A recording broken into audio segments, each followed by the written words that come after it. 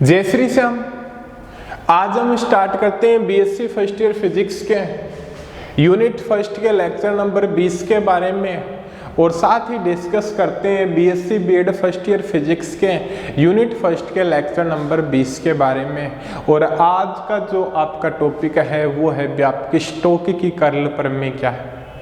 ठीक है, वैसे अपने किसी सदिश क्षेत्र के कर्ल के बारे में तो अपने डिस्कस कर चुके हैं भी। किसी सदिश क्षेत्र का कर्ल क्या होता है भी आपका भी लाइन इंटीग्रल अपॉन क्या है भी उसका एरिया, इससे शो करते हैं भी किसी सदिश क्षेत्र का कर्ल।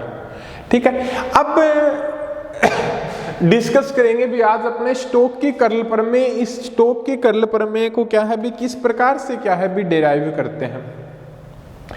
अब मानना भी कोई एक सदिश क्षेत्र ए सदिश में भी किसी सदिश क्षेत्र ए सदिश में किसी सदिश क्षेत्र क्या है भी ए सदिश में कोई बंद पथ है सी,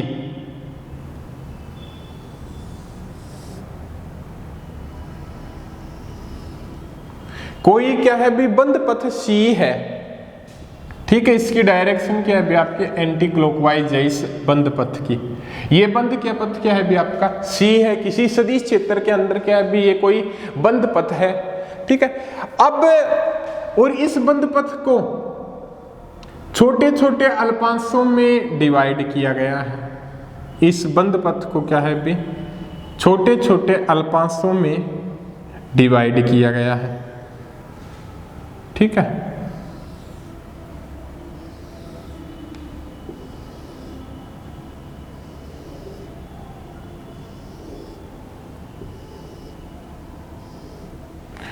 भी ये कोई बंद पथ सी है जिसकी डायरेक्शन क्या है भी आपके एंटी क्लॉकवाइज है।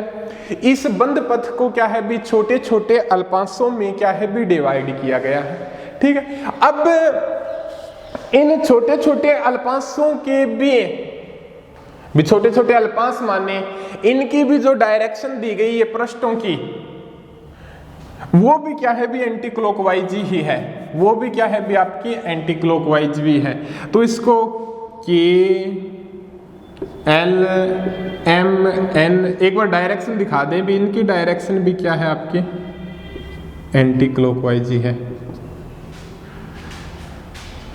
आपको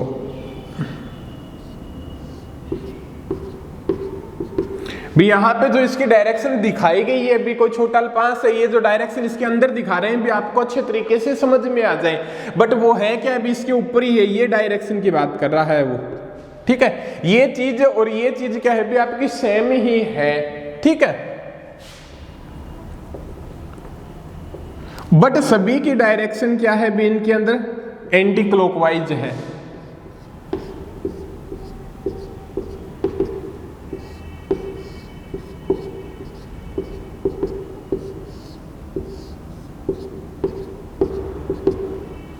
ठीक है, बेस के अंदर जो सारे अल्पांश लिए गए, यदि मान लो आपका ये कोई अल्पांश है तो इसकी डायरेक्शन क्या है भी ये एंटी क्लॉकवाइज है। इस प्रकार से दर्शा दो या इस प्रकार से दर्शा दो, दोनों क्या है बात क्या है भी आपकी सेम ही है। ठीक है, अब बात करते हैं भी रेखा समाकलन की बात करें। अब क्या करें भी बात करते हैं भी रेखा समाकलन की बात करें। बट उससे पहले क्या बताता है भी एक कंडीशन बताता है भी इस प्रकार की क्या है भी इनका जो अल्पांशों की डायरेक्शन है वो क्या है भी आपकी इस प्रकार से दी गई है। बट उससे पहले क्या है भी आपको एक कंडीशन भी बताता है। वो कंडीशन क्या है भी आपकी देखिएगा, बिकिनी दो क्षेत्रफल अल्पांशों के किन्हीं दो क्षेत्रफल अल्पांशों के उभयनिष्ठ सीमा पर उभयनिष्ठ किन्हीं दो क्षेत्रफल अल्पांशों की उभयनिष्ठ सीमा पर सदिश क्षेत्र के रेखा समाकल का मान बराबर वह विपरीत होगा, बराबर वह विपरीत होगा। क्या कंडीशन रख दी, क्या कंडीशन बता दी भी? कंडीशन क्या है व्यापकी कि इन्हीं दो क्षेत्रफल अल्पांशों की उभयनिष्ठ अक्ष पर भी ये दो आपके क्षेत्रफल अल्पांश हो गए, एक तो ये हो गया आपका और एक ये हो गया। इन दोनों क्षेत्रफल अल्पांशों की जो उभयनिष्ठ अक्ष कौन सी है आपके? बे एक मिनट रुकिएगा, ये क्षेत्रफल, ये फर्स्ट हो गया, ये सेकंड हो गया, दो क्षेत्रफल अल्पांश हो गए। इन क्षेत्रफल अल्पांशों की उभयनिष्ठ सीमा पर सदिश क्षेत्र के रेखा समाकलन का मान बराबर व विपरीत होगा। इसकी उभयनिष्ठ सीमा क्या होगी भी? ये और 2 की 1 और 2 की क्या है भी? ये उभयनिष्ठ सीमा है। यहाँ पे लाइन इंटीग्रल का मान ज्ञात करेंगे, वो क्या प्राप्त होगा? इसकी डायरेक्शन क्या है भी? इस प्रकार से है फर्स्ट की, सेकंड की क्या है भी? इस प्रकार से, ठीक है। इस प्रकार से तो यहां से देखने से क्या चीज प्राप्त होती है भी आपकी? यहां से देखने से क्या चीज प्राप्त होती है भी? उभयनिष्ठ सीमा पर जो लाइन इंटीग्रल है भी, यहाँ पे जो लाइन इंटीग्रल फाइंड करेंगे वो तो बराबर आएगा, सदिश क्षेत्र का मान बराबर है, लेंथ क्या है भी? बराबर है। बट क्या है, डायरेक्शन क्या है भी? निकी एक दूसरे के अपोजिट है। डायरेक्शन क्या है भी? एक दूसरे के अपोजिट है। तो ये बात क्या है, पूर्णतया क्या है? राइट है। तो यदि इसकी फाइंड करें अपने, तो किस प्रकार से फाइंड करेंगे भी? किसी सदिश क्षेत्र के रेखा समाकल का मान K से लेके L तक, K से लेके L तक, K से लेके L तक किसके बराबर होगा? L से लेके K तक A सदिश डॉट DL साइन नेगेटिव। ये मान लो आप इस अक्ष की बात करो, आप यहां से इसकी डायरेक्शन ये हो जाएगी, ये इसकी डायरेक्शन है, और यहां से क्या है भी? इसकी डायरेक्शन ऊपर वाले की। थोड़ा सा आपको स्पष्ट रूप से दर्शा दें,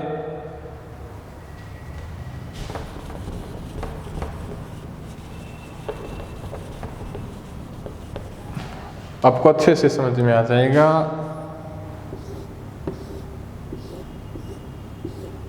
के एल ये दर्शाया गया था आपका।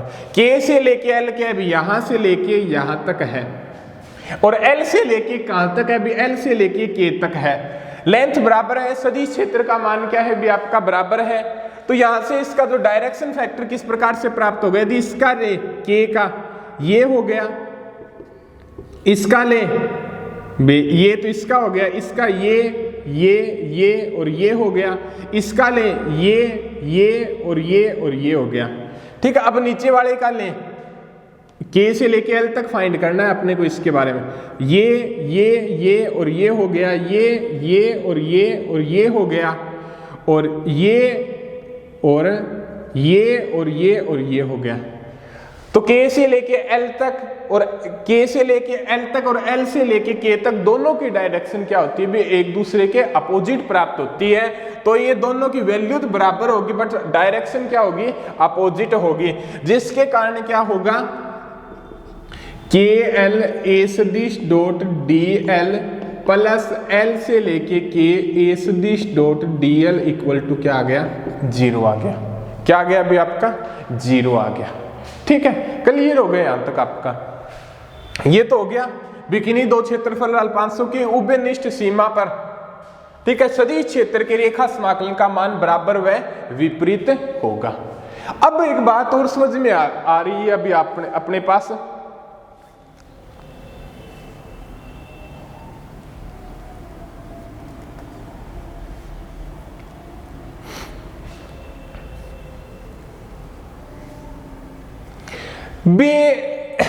बाह्य सीमा को छोड़ के भी क्या बताता है भी? इसकी बाह्य सीमा को छोड़ के, बाहर वाली सीमा को छोड़कर, जो इसकी जो बाहर वाली सीमा को छोड़कर जो अंदर जो सारे क्षेत्रफल अल्पांश दिए गए हैं उन सभी के भी, इस टोटल की बात करें भी, इसकी बाह्य सीमा को छोड़कर इसके जो अंदर जो सारे क्षेत्रफल अल्पांश की जो विनिष्ठ अक्ष है वहां पे जो लाइन इंटीग्रल का मान ज्ञात करें वो तो क्या हो जाएगा भी? शून्य प्राप्त होगा।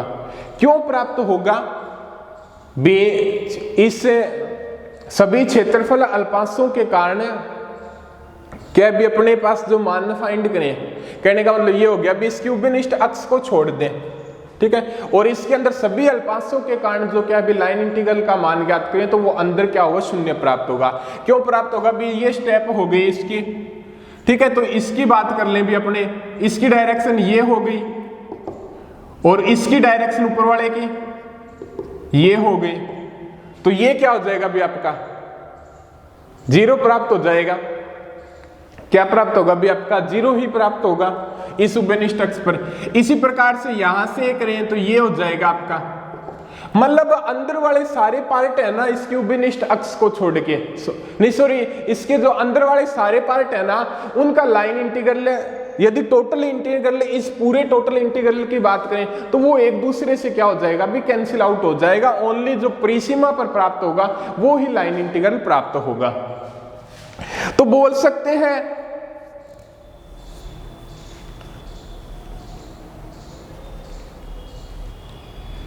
भी अंदर वाला 0 प्राप्त होगा। तो एक कंडीशन क्या बोल सकते हैं भी अपने, वो देखिएगा,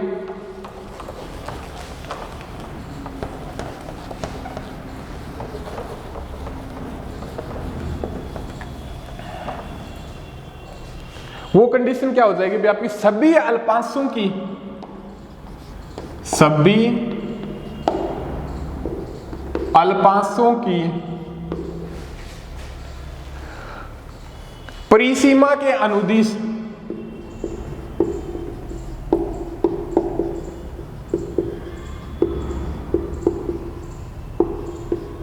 सभी अल्पांशों की परिसीमा के अनुदिश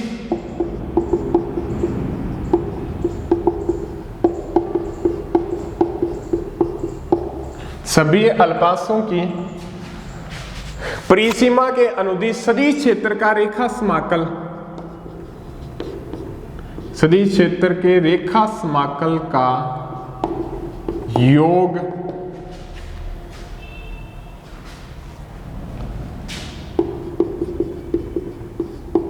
परिसीमा C के अनुदिश रेखा समाकल के बराबर होगा।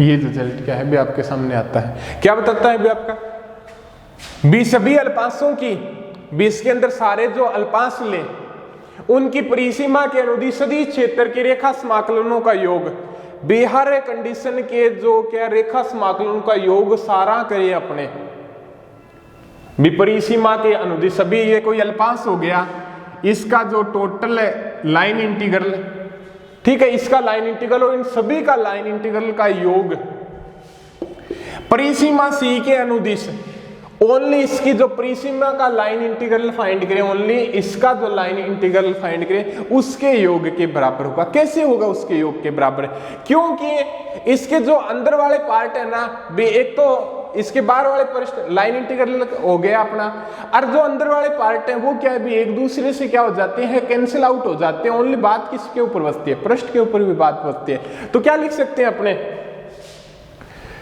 बी सदिश क्षेत्र क्या है भी आपका ए सदिश है, डीएल अल्पांश पर किसी सदिश क्षेत्र का समाकल क्या हो गया, ये हो गया। किसकी बात कर रहा है, पूरे C की बात कर रहा है। इस परिसीमा के अनुदिश या जो C दिया गया है क्लोज लूप, उसका जो लाइन इंटीग्रल होगा किसके बराबर होगा, यदि अपने कोई एक अल्पांश ले ले, क्या है भी कोई एक, इसके अंदर भी कोई ये ले लिया इसका आपका अल्पांश, उसका क्या हो जाएगा लाइन इंटीग्रल ए सदिश डॉट बी, इस अल्पांश के ऊपर लाइन इंटीग्रल क्या हो जाएगा, ये हो जाएगा। इस पूरे को बताना है अपने, पूरा क्या है भी कोई डीसी मान लो पथ भी, इसका टोटल क्या है भी सी पथ है, ये पथ क्या है भी आपका सी है, तो ये मान लो ये टोटल पथ क्या है भी चारों ओर से डीसी है, क्या है भी आपका डीसी है, ये है भी क्लोज लूप है। और इसका समेशन लगा दे तो सभी अल्पांशों के कारण क्या हो जाएगा भी आ जाएगा भी, इसके अंदर 20 30 40 50 जितने हैं उनके कारण क्या हो जाएगा भी ये फैक्टर आ जाएगा। ये हो गई भी आपकी कंडीशन नंबर फर्स्ट, ठीक है। अब जो कर्ल की परिभाषा अनुसार, कर्ल की डेफिनेशन के अकॉर्डिंग, कर्ल की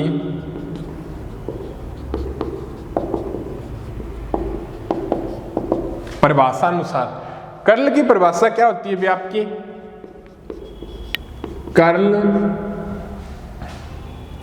ए सदिश dot n cap limit d A tends to 0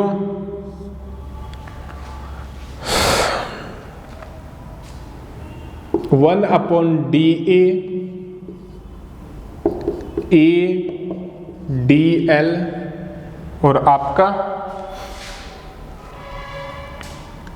DC किसी अल्पांश के लिए फाइंड किया है, किसी अल्पांश के लिए भी उस अल्पांश पर सदिश क्षेत्र का मान क्या मान लो भी ए सदिश है, उस अल्पांश का एरिया मान लो क्या है भी आपका DA है, ठीक है। बीस टोटल कर्व का एरिया क्या मान लो भी इसका A है, तो किसी अल्पांश का एरिया क्या हो जाएगा भी आपका DA हो जाएगा।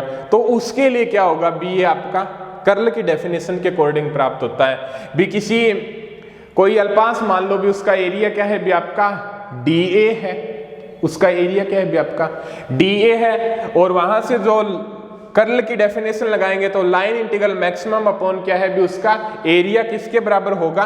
कर्ल के बराबर होगा, ठीक है। अब यहां से इसको फाइंड कर लो, किस प्रकार से करेंगे देखिएगा।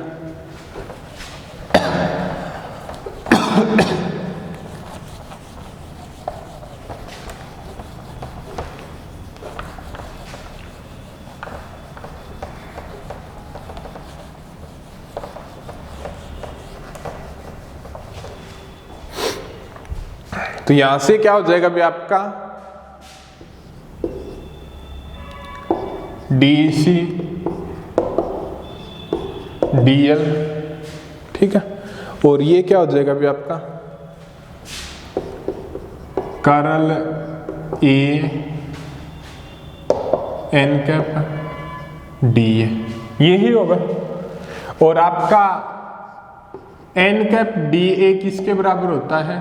DA के, क्योंकि यहाँ पे n कैप क्या है भी पृष्ठ के लंबवत एकांक सदिश है, क्षेत्रफल अल्पांश की क्षेत्रफल सदिश की डायरेक्शन मान लो चाहे, ठीक है। तो ये क्या हो जाएगा भी आपका DA सदिश, तो आपका क्या आ जाएगा भी आपका DC A सदिश डॉट DL कर्ल A और ये DA सदिश, इसको मान लो आप समीकरण नंबर 2। कौन सी समीकरण मान ली आपने? समीकरण नंबर 2 मान ली। अब क्या है भी आप समीकरण 1 व 2 से, समीकरण 1 व 2 से, समीकरण 1 व 2 से क्या आ जाएगा आपका C A सदिश DL और summation curl A DA, curl A DA, ठीक है। ये चीज प्राप्त हो गई भी आपके सामने। अब क्या है भी इसके अंदर क्या भी बोल सकते हैं भी अपने, नीचे दिखाई दे रहा होगा, इसको मान लो समीकरण नंबर 3 मान लो। DA यहां पे क्या है? एरिया है। कौन सा एरिया है भी? किसी क्षेत्रफल अल्पांश का एरिया है, क्षेत्रफल अल्पांश का एरिया है। इसके द्वारा जो बंध पथ है वो क्या है भी आपका DC है, इसके द्वारा जो बंध पथ है वो क्या है भी आपका DC है।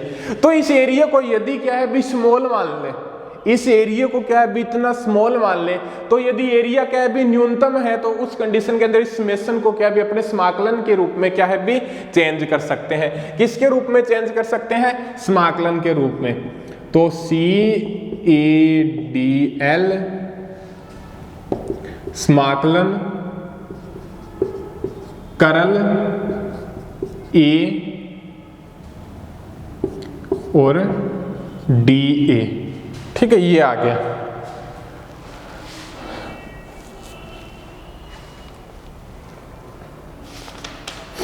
अब यहां पे क्या है बी A मान लो, तो आप A मान लो भी अपने बंद पृष्ठ द्वारा परिबद्ध क्षेत्रफल A मान लो टोटल C पथ द्वारा, या क्या है भी आप S मान लो, तो क्या है भी आप S मान लो भी A भी मान लेते हैं और अपने S भी मान लेते हैं, वो आपकी मर्जी का बात है। कई जगह A प्रदर्शित कर दिया जाता है और कई जगह क्या है भी S प्रदर्शित कर दिया जाता है। तो ये डेफिनेशन आपकी क्या बताती है?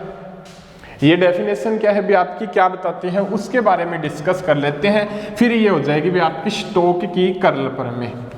ये जो प्रमेय कहलाती है वो क्या कहलाती है भी आपकी स्टोक की कर्ल प्रमेय कहलाती है। तो इसकी जो डेफिनेशन होती है वो क्या रिजल्ट देती है भी आपके बारे में, उस बेस के बारे में वो डिस्कस करते हैं। ये क्या होता है भी आपका,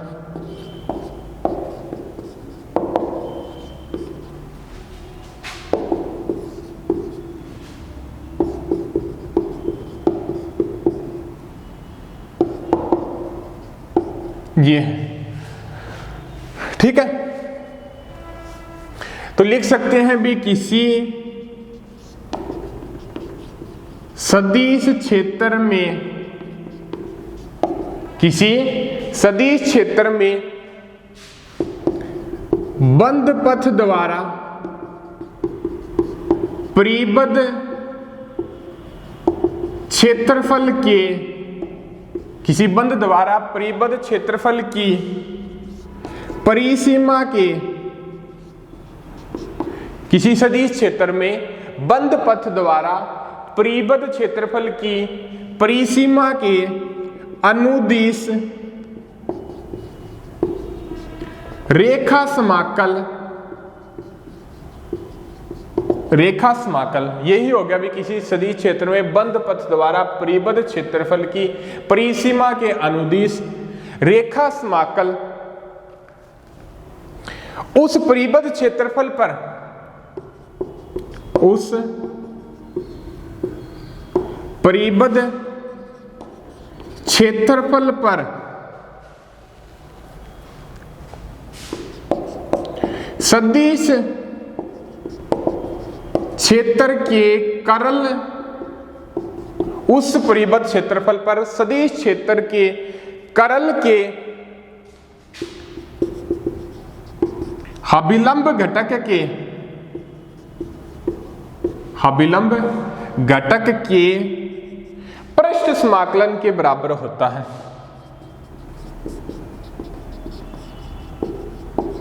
के बराबर होता है।